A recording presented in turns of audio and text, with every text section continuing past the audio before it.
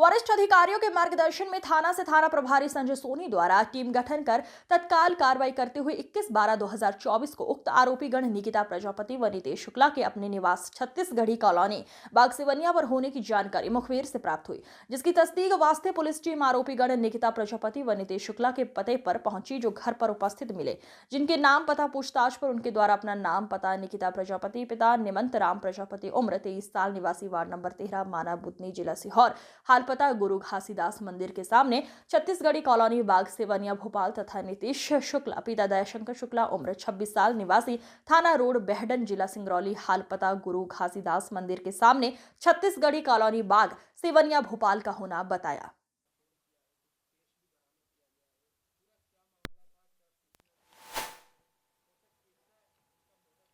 किस तरीके से वारदात को अंजाम दिया करते थे?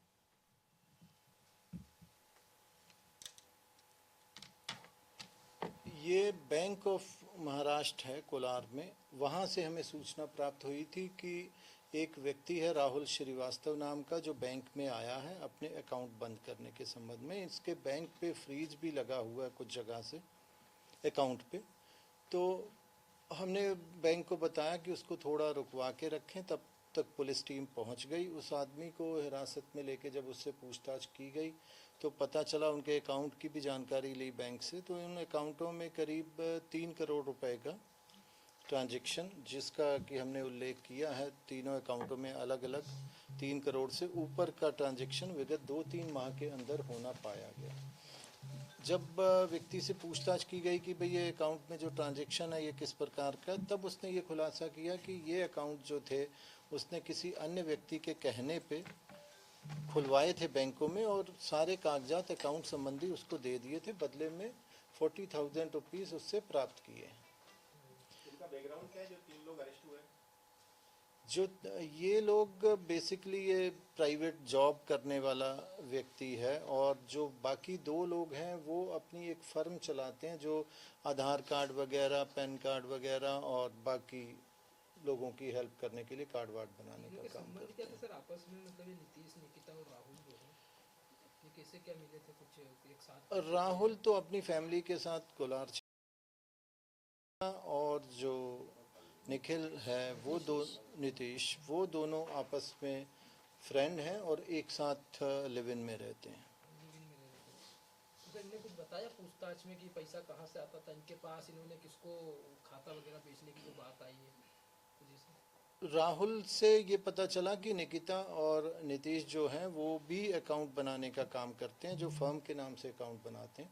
इस व्यक्ति को ये पता चला कि अगर फर्म के नाम से मैं अकाउंट बनाऊंगा, करंट अकाउंट, तो उसमें मुझे इन लोगों से ज़्यादा पैसे मिलेंगे। उसमें उसे बताया गया था कि अगर फर्म के नाम का आपका अकाउंट होगा तो आपको लाखों रुपए प्राप्त होंगे।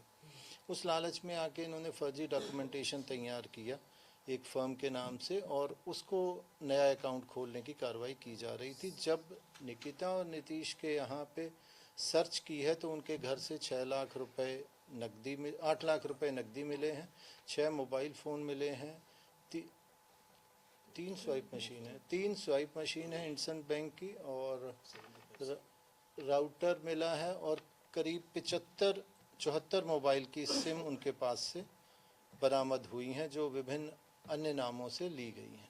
देखा जाए कि ये जो तीनों हैं, इतना कम समय में 3 अकाउंट में करोड़ों रुपए का ट्रांजैक्शन का पैसा माना जाए, इसको किस नजर से देखती है पुलिस? अभी तो देखिए, इसमें ये तो प्रथम दृष्टया लग रहा है कि ये जो अकाउंट में किसी थर्ड आदमी के द्वारा जो ट्रांजैक्शन किया गया था, इसमें कहीं ना कहीं अपराध घटित हुआ है, क्योंकि और उस पैसे को भी किन्हीं को प्रवंचित करके हासिल किया होगा।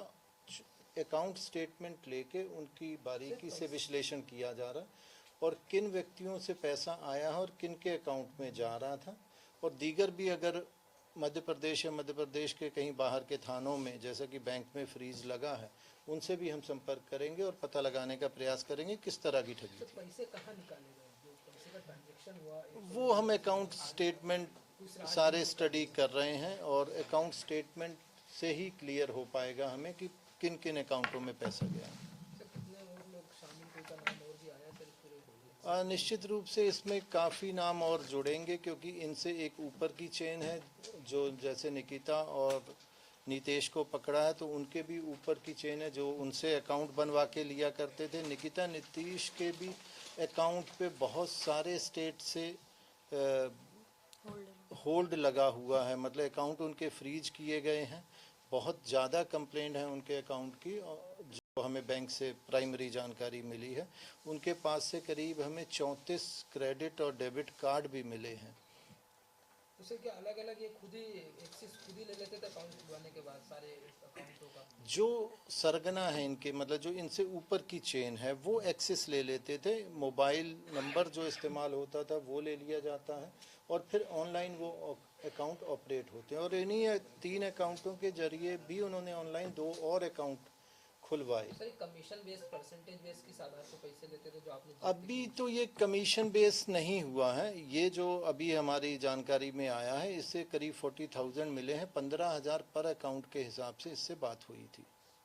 लेकिन अगर ये करंट अकाउंट खुलवाता तो उसमें इसको ये लालच दिया गया था कि उसमें आपको कमीशन में लाखों रुपए मिलेंगे। राहुल से ये बात हुई थी, और सर नीतीश और निकिता से? सर नीतीश और निकिता से भी पूछताछ की गई है, लेकिन उनसे जिन लोगों ने अकाउंट खुलवाए हैं, और अभी तो उन्होंने हमें प्रारंभिक पूछताछ में यही बताया कि ये जो पैसा है और जो सिम वगैरह है हमें दूसरे लोगों ने दी थी, और वही अकाउंट खुलवाते थे। तो जब वो गिरफ्त में आएंगे तो उनसे आगे की जानकारी प्राप्त हो इंदौर पाएगी। से कोई तार जोड़ रहे हैं, जो कि इंदौर पुलिस ने कल रात में जो है विजयनगर के अंदर 7-8 लोगों को पकड़ा होगा, वो मिलता जुलता मामला है।